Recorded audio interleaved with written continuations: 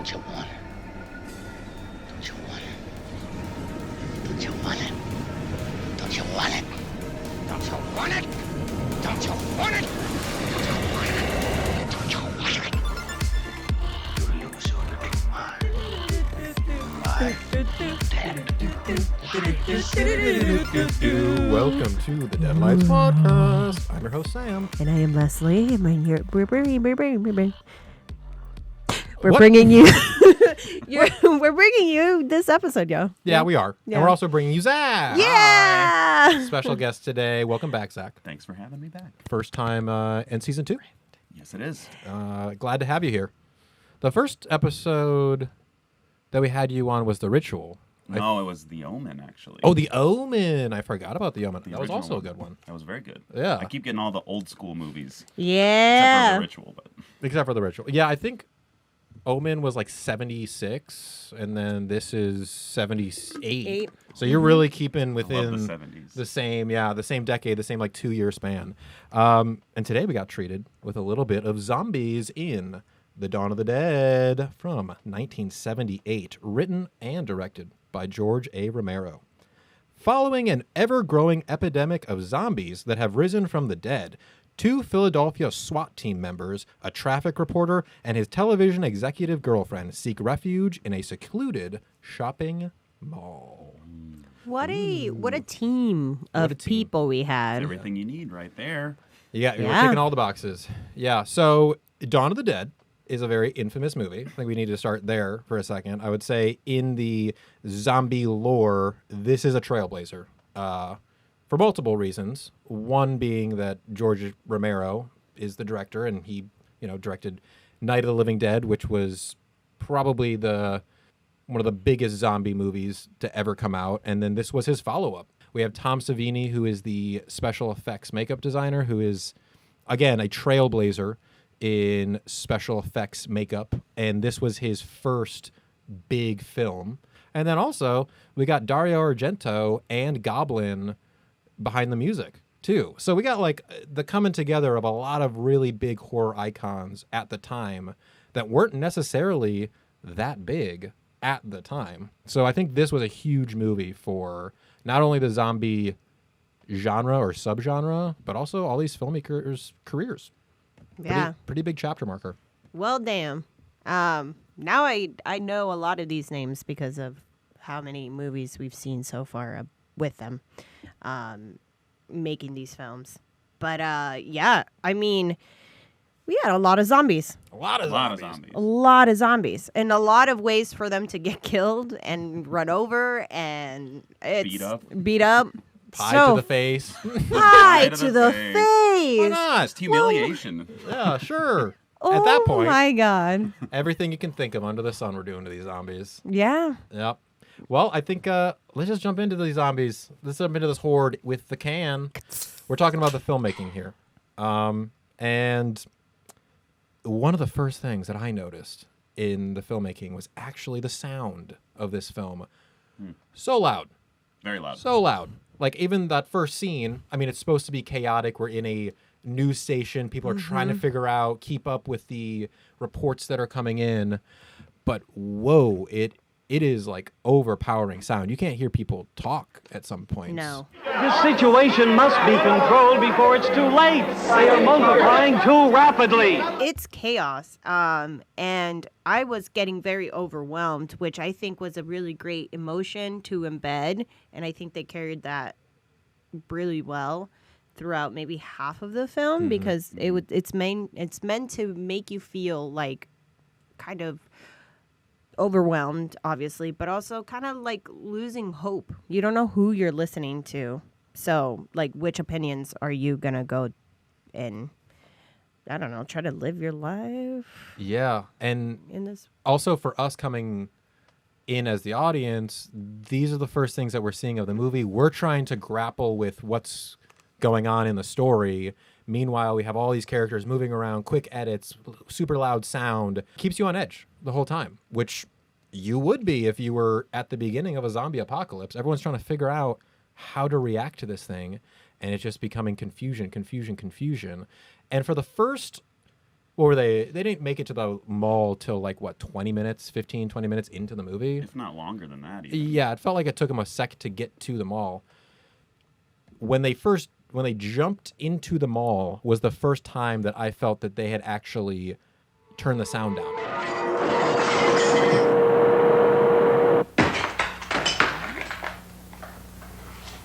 And that was kind of an indication, I think, of safety. You know, we're finally out of this chaotic zombie-ridden world that we watched all these different groups of people react in different ways, and it's so overwhelming. Finally, we jump into the mall. It's starting to get pretty quiet. Okay, maybe we could stay here. Maybe this is a safe place for us. So those audio indications, I think, were great. And then also some comedy came out of the audio, too. Now is the time to save, shoppers, and our weekend sales are popping.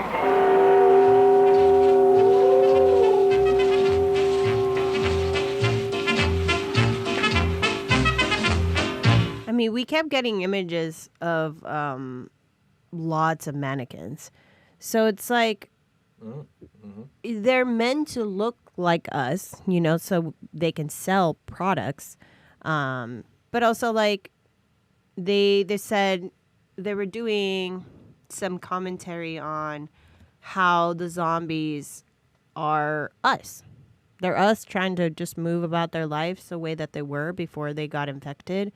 And the really funny thing about shooting something so violent in such a massive space like the mall is that it's supposed to just, I think, parallel the fun and safetiness of what a mall is. And that's why we have like the carnival sounds with it, because it's supposed to just be all, you know, play. You're there to spend money, have a good time, or just like window shop and be with your girlfriends. And it was pretty eerie because you had so many parallels of mannequins, the humans, and then the zombies. And there's even a point in the movie where they make an effort to clean it up because they don't want to see that. They want to ignore what's going on in the rest of the world. And so, yeah, these visual juxtapositions are great. And he's clearly doing it on purpose. Romero is doing it on purpose, putting a zombie shot next to a mannequin shot, next to a live human shot. That's pretty on the nose, like visually telling us things. Yeah. So another thing that kind of goes to your point of like, what's the difference between us and zombies? So many shots of, especially Peter, shooting into the camera, which made me feel like, is Romero just calling us zombies? Because he's shooting at us. Well, see, that's kind of the whole point of the movie that I was picking up on, is we're all just zombies living in this consumer culture of America. Yep. And even in a zombie apocalypse, these guys were trying to make themselves feel normal by going out and buying things at the mall.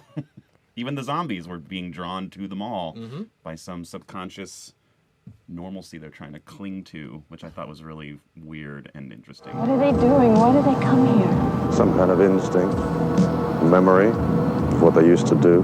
So it inherently puts you in the shoes of whatever is being shot at. And in this case, was the zombies. Yep. And then another thing that I noticed in the can was this chaotic editing style that they had going on. I mean, you saw it in the beginning, you saw it before they got into the mall, and then when they're in the mall and things start going crazy, there's so many cuts. There's so many just like reaction shots. We're cutting to zombies and then back to the humans and then back to it's so fast that at some point it's overwhelming. It's a little jarring. Yeah. I mean, I feel like I would definitely, if I was in that position, I would be very overwhelmed of what we needed to do. And luckily, they had someone like Peter who was very logical. Oh, Peter.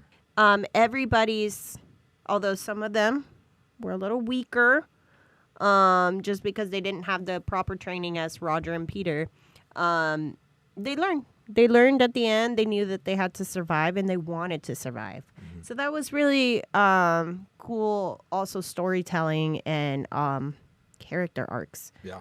Otherwise, another thing I want to say in the can is the cinematography was pretty freaking cool. There were a lot of really Yeah. nicely made shots. Lots of shapes and movement. And when they wanted us to feel at peace, they did a really great job with that. And then when they wanted us to feel chaotic, they just like closed in on a lot of hands grappling or, zombies just like going about their zombie day. And It's coming out. a lot of wide shots too, of just like static wide shots of them all, of them.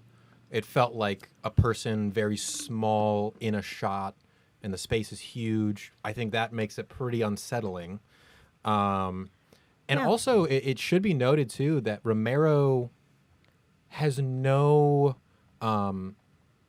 He obviously has filmic influences that he is taking from, but he has no other zombie movies to kind of take from to know how to shoot a zombie movie. He's making up all these zombie rules as he goes because this is one of the first. I kept calling them out. I was like, oh, okay, so they learn how to climb stairs. They're holding guns. They can open doors. They can open doors. They can Climb bust their ladders. threes. They can climb ladders. They can use tools. Because like if the only rule then, the logical rule is that zombies go about their day still doing things that they would have normally, it makes sense for then a mechanic to grab a toolbar or whatever those things are called, a crowbar, and use it. So that makes sense.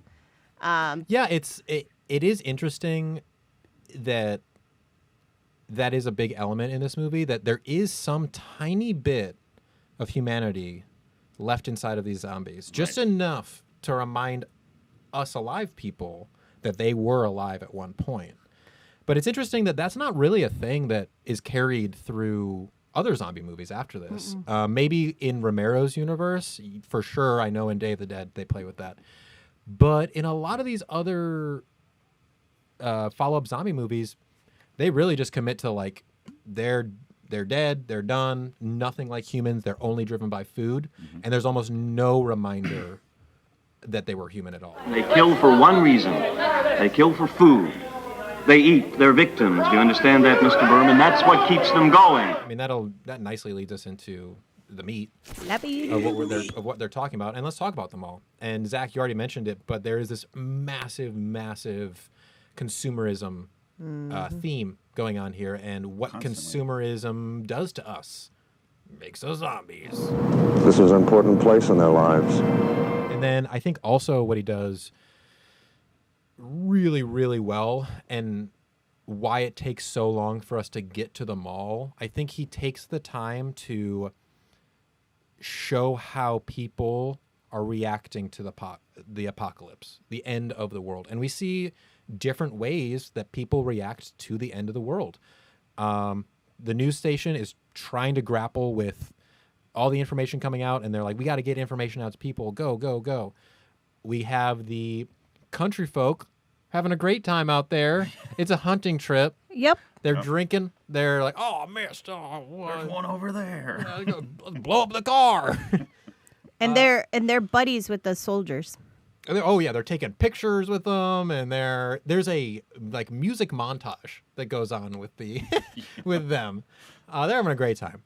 And then we have our group of main characters that are first, just trying to find a safe place, but then their way of dealing with the end of the world is to be ignorant to it. They're in this mall, and there's a montage of them, like trying on all the coats, eating all the food. They're completely forgetting about the entire world that's going on outside. It's this ignorance that they're blissfully welcoming, so they don't have to think about the outside world. Right. Yeah. So we're getting so many different perspectives on the apocalypse, essentially, and I think they handle it very well. And he juggles it pretty well. But also, we have our female character, Franny, being pregnant. Reports I gave to you that communications with Detroit have been knocked out. Do you want to abort it? It's not too late, and I know how. All your decisions made. Nobody cares about my vote. Fran, I thought you were sleeping. Stephen, I'm afraid. You're hypnotized by this place, all of you. It was a temporary until she needed to go and have a doctor. I think she knew that. I think the men, They weren't thinking about that. they were like, we have everything we need here. Maybe we shouldn't be in such a hurry to leave. Oh, man. If we can get back up there without them catching on, we can hold up for a while. At least long enough to catch your breath. And I want to know what's going on, and I want to have something to say about the plans. There's 4 of us, okay? Jesus, Fran. Fair enough. I actually love that scene because, at that time, the men would go off by themselves and like have this discussion. But she's like, no, fuck that. This is a new world. This is a different world that we have to deal with. And we got to all come together and figure this out together. And from the beginning, she knows this is a temporary place. She's like, we got to keep going to Canada. We got to go. We got to keep moving. We have goals.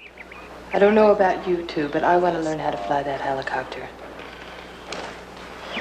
Now, we If don't anything know if some of those happens to you, stations... we have to be able to fly out of here. Oh, yeah. Well, it's almost like I saw it almost as where Peter was the logical, like in the now survival person. She was almost the future because she has the child in her too, where it's like she is gonna push the race farther after this is all done.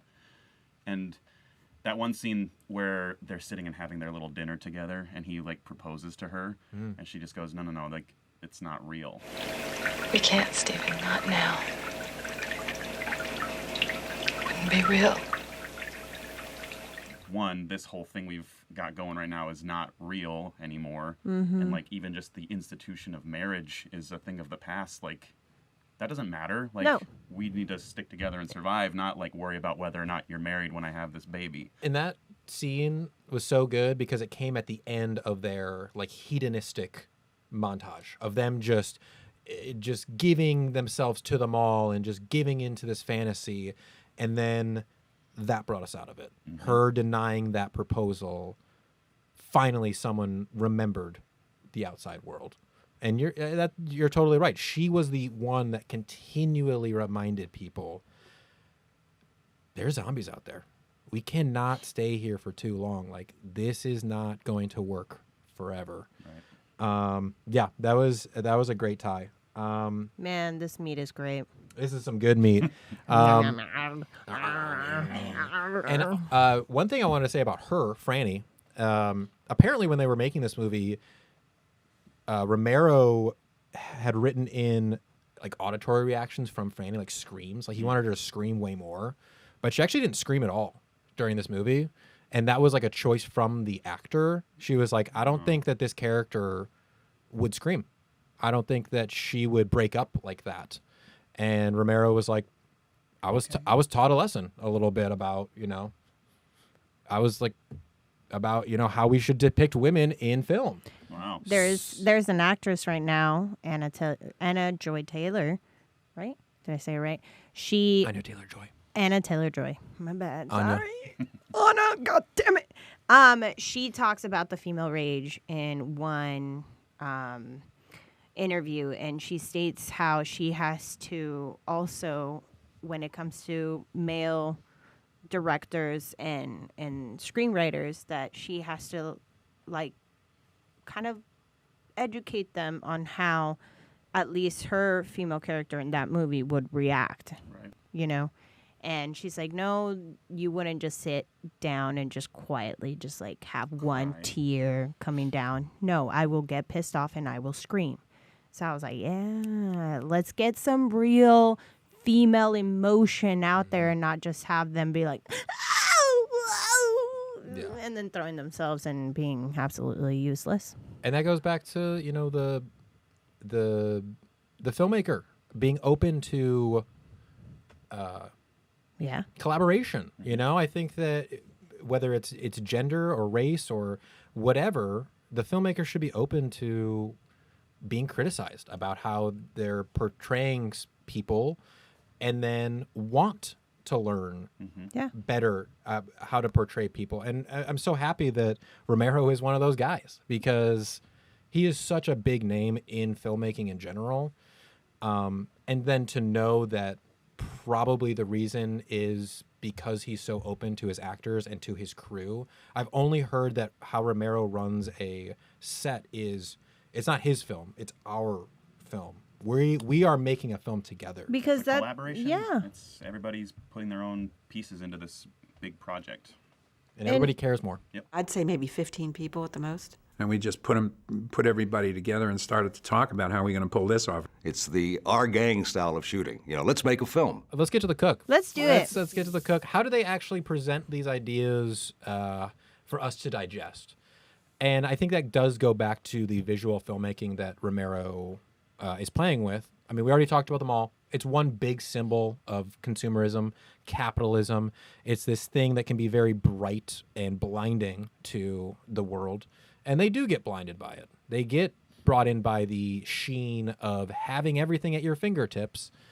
But then Roger, the side guy of Peter, his death is then kind of what reminds everyone, no, this is not reality. This was a fantasy that we were making. Because after that, there's then another montage of them looking at the mall again, but it's in a much different way.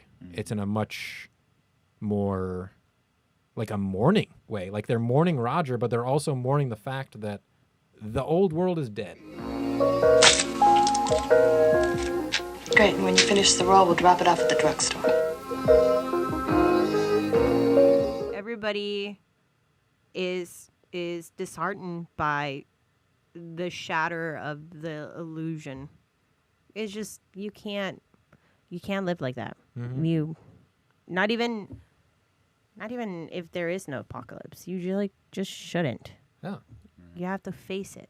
This movie does a really good job of like showing the realities of an apocalypse. There's multiple times where we're seeing some pretty fucked up things. Like in the beginning, there's that whole raid of the I think it's supposed to be like a low income housing. It is. Right. And Yeah. it's the police are just like, before they even go in, they're fucking like drooling, like, I want to shoot all these fucking people. I don't even care. And then they do go in. They're killing innocent Children. people. Children, innocent people, not even zombies. Just the zombies, yeah. Like, a guy head explodes because the guy just opens the door and just shoots him without even saying anything. That is horrifying. That is like, oh shit, the cops, like, what's their reaction to an apocalypse? Would they just go building to building, killing people because they can't trust them? Because like you can just say, oh yeah, they were all turning, and that is a soldier, you know, that we've entrusted to protect people. I feel like that's a pretty common trope in zombie movies, if I'm not mistaken, where the humans like that aren't dead are actually the problem, not the zombies. The Walking Dead, The Last of Us, 28 Days Later. 28 Days Later. Literally, pretty much every. You eventually get to a point in a zombie movie where the humans are the biggest bad guy. Yep, because the humans are the ones that'll turn on each other for survival. The zombies, they said it in this movie where they are run by pure instinct. They're not thinking about, oh, I want to kill this person, but the humans are thinking that way. And that comes with sexual needs. So females are not safe like fucking 1,000 times. Yeah. And specifically in this movie, money. People are driven by money. That's why we're in a mall. Capitalism. People are taking money still. Like those looters that come in, what's their drive? Their drive is literally to loot still. Yeah, And they don't even take over the damn fucking building. No. They're just They there just for want the the stuff. And why? Bye to the face. Why? Because they're a bunch of clowns. They're literally with those fucking water guns and just like, ha ha ha. Let's get to the thrill. All right, let's do it. Because we're talking about zombies. Let's talk about these zombies, huh? Man. I definitely wasn't scared in this movie, and I think that might be because it was so old, where it's like, you know, it has a little bit more of like the cheesy scariness to it. However, the effects had me pumped up. There were some really great practical effects. Oh yeah. Okay, well, let's go around. Everyone's favorite practical effect moment. Leslie, you start. The guts. The guts. The guts. Which were real animal guts. Oh, yeah, From a butcher. sure. And the extras had to fucking put those in their mouth. Nice. Would you? Would you? I'd do it. You do it? You do it? Sure. Oh, It's an experience. boy. You're a zombie. Boy, I I've mean, had tripe. I Close mean, enough. I'm Mexican. I have every piece of everything. My grandma would make intestine tacos, and then tacos like head tacos, like cabeza. That has some brain in it sometimes. Lengua's really good. Oh, lengua's so good. Yeah. So it sounds like maybe you yes. do it. You do it. Oh no! You do it, I'll just put it Leslie. on the taco. Even as a zombie, I'll just take give out me my a tortilla. packet of tortillas and just. Yeah. Yummy. Your zombie brain would remember that. There'd be enough yeah. of Leslie in there to Oh yeah. make a taco. I guess so. Yeah. Zach, standout effects moments for you? I think for me it was the very first one that we saw where they were in that kind of tenement building and the lady comes and bites the guy's neck. Or was it a guy biting the Oh lady's yeah. neck? Yes. Pull. You could see him pulling the meat off of her. And I don't know if it was like made of cake or some kind of weird Is dough, it cake or not? But it looked really great. Yeah, that's an iconic shot, first of all. Yeah, it doesn't look great when you really start looking at it. But it's also- shocking. It's jarring. But also, when you're like, having love nibbles, with your partner, those are the places you Nice go meaty for. area. They're nice Yeah. meaty areas. You're right. Oh, it's like a little love bite. Yeah, it was. Cute. I still love you somewhere. Arr. I have two. First one actually is right before that. The head explosion. I mean, yes, that wasn't a zombie moment, but the guy's head does fucking explode. Really shocking. Yeah, Yes. like horrifying. Which they did that with an actual shotgun. They filled the fake head with like blood and condoms and stuff. Condom. Yeah. And then Thomas Savini actually just shot it with a shotgun. Classic, Boys being boys. Boys will be boys. That's a safe set rule. Second moment, definitely the helicopter scene where I forgot about that one. That was really good. that was sick. So good. Yeah. Because, like, that zombie was not really putting anyone in danger. It was more just like, let's cut off a zombie's head with a helicopter love it. for fun. Yeah. Just a great effect. And the zombie didn't quite understand what was happening right away. He kind of stood there for a second, then fell. Yeah, he was like, oh my God. I was just trying to get over these boxes. So good. Yeah, and like I said before, Romero is establishing rules that some will be carried forever. He's establishing some of these zombie rules that will live in the subgenre forever. I mean, did not like Steven living. I like Steven dead. Steven was a great zombie. That was a great zombie. How was he doing that thing with his foot? He must have broken it when he was a child and never got back. Like he's able to dislocate it or His something. arm was so perfectly still and And he also had his eyes like shooting that way for that angle. Ow, that hurts. I just did that and it hurts. Ow. Ow, it hurts. Yeah, great zombie stuff. I don't know if it's intentional, but we saw a lot of body types, different kinds of people, little, small, of all ages, being zombies. You don't see that in a lot of films, or at least I don't remember seeing normal people going about being zombies. So I really enjoyed that. There was a nun. There was a bigger a really short person. skirt, too. Yeah. Yeah. Hey, ooh, Ciao. naughty nun. Yeah, and then the guy, the bigger guy in the bathing suit, who does end up taking a swim. He does. Does he? He just He falls into the fountain. But yeah, so I really enjoyed that. Just different kinds of people, which makes sense. I feel like it's almost like going back to the idea of the humans being worse than the zombies, where the zombie virus doesn't discriminate. It affects No. everybody the same way. Amen. As it should. As it should. And As then it should. another part of the thrill is the humans. In the end, the really main villains are the humans. And we already talked about the raid scene. We hate the police in that moment for sure.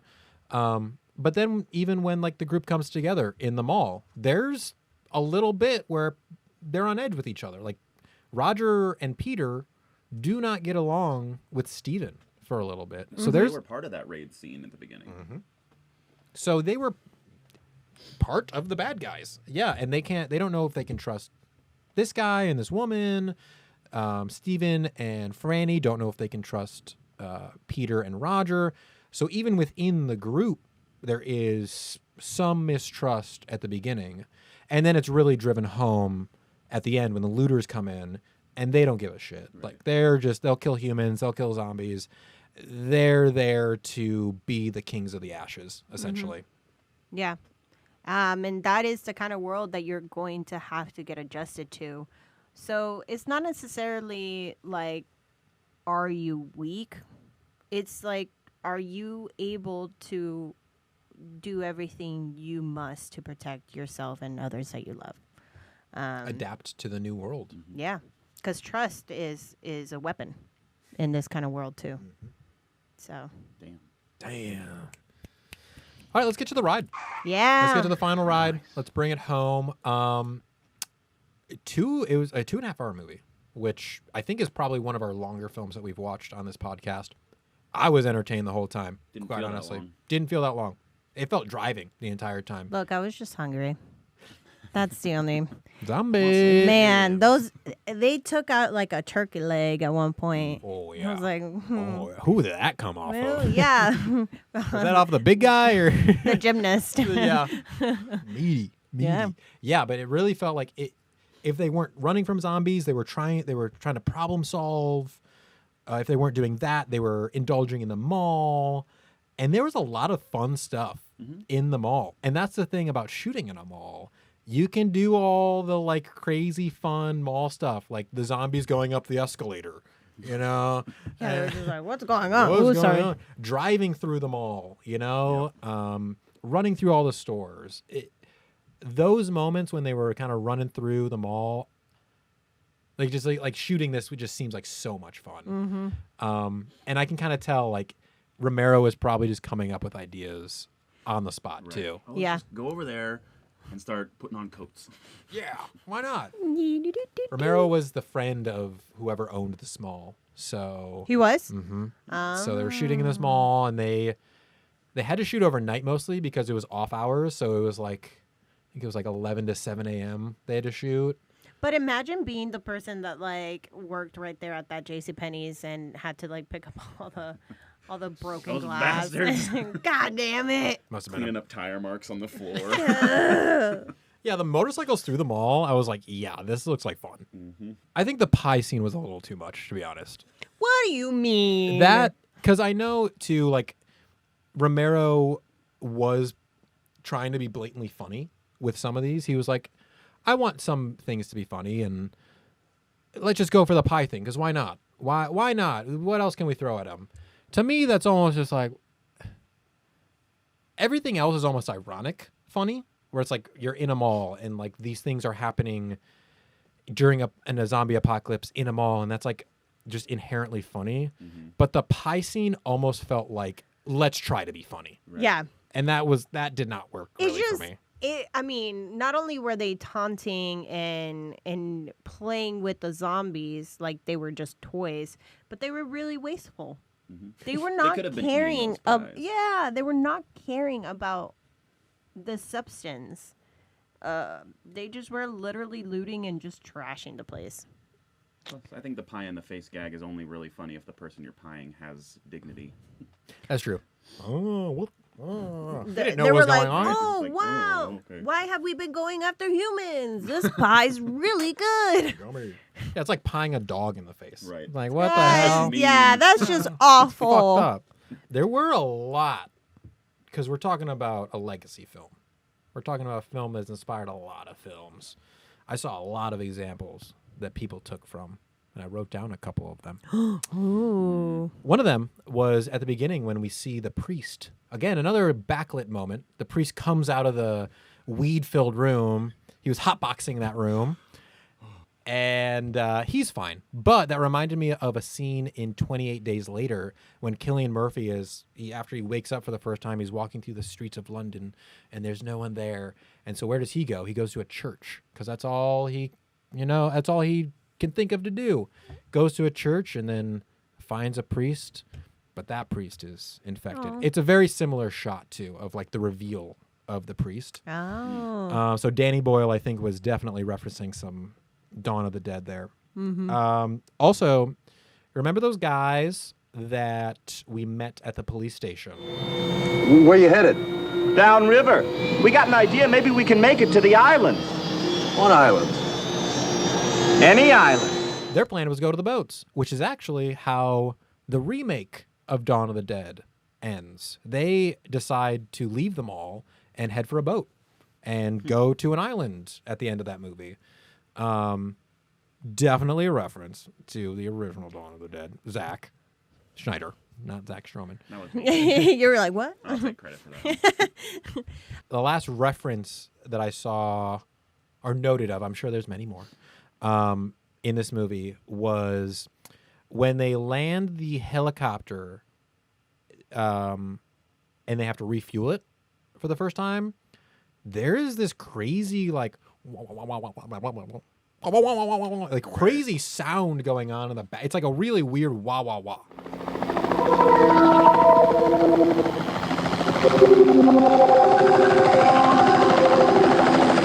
And they use that exact. I'm pretty sure Cardi B has a song about that. It's wah wah wop wop wop.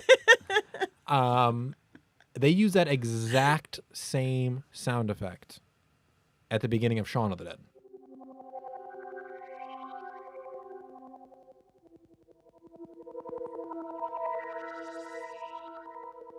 Obviously, Shaun of the Dead is a spoof on zombie movies in general, so that is so that's a clear tip of the hat from Edgar, right? Interesting. But yeah, it just goes back to the influence of this film and the trailblazing of this film. Mm-hmm. And then what do you guys think about the ending of this movie? I mean, we kind of end on, do you think it's hopeful or is it hopeless? I think it's a little bit of both. You see them going off in the helicopter, obviously, to some bigger, better place. Hopefully. But at the same time, behind them is still this big crowd of zombies in the foreground to remind you that, like, this is the big part of the world now. How much fuel do we have? Not much. All right. You literally were about to just blow your brains out, and then now you're okay with it having been. Well, I guess you got to go somewhere. Yeah, he mustered enough hope to get out of there, and yeah, which was satisfying. Yes. I did not want him to. I was worried he was going to kill himself. Yeah, we care about Peter. We care about Peter because he's gone through so much and survived, and for him to just give up it's disheartening. Yeah. We don't like seeing that on anybody. No. Yeah, they were the two best characters to survive, I think, and the two most prepared to go out into the world, to leave that mall.